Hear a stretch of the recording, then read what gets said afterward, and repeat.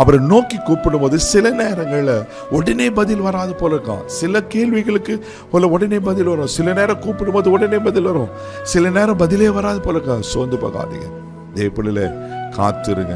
அதனால்தான் மீகா தீர்க்கதரிசி சொல்றாரு, நானோ வென்றால் கர்த்தரை நோக்கி கொண்டு என் ரட்சிப்பின் தேவனுக்கு காத்திருப்பேன்.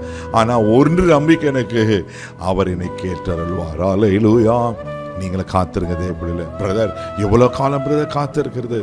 ஆமென். வேதத்துல எவ்வளோ வசனங்கள் சத்தியங்கள் அறிந்திருக்கிறோம்.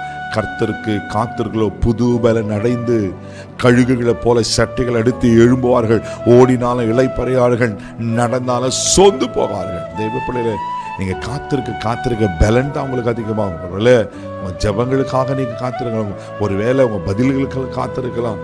ஆண்டவர் மறந்துட்டாருன்னு கூட யோசிக்கலாம். இல்லை, அவர் உங்களை மறக்கல. அவர் பக்கமா தான் இருக்கிறாரு, உங்க நினைவா தான் இருக்கிறாரு.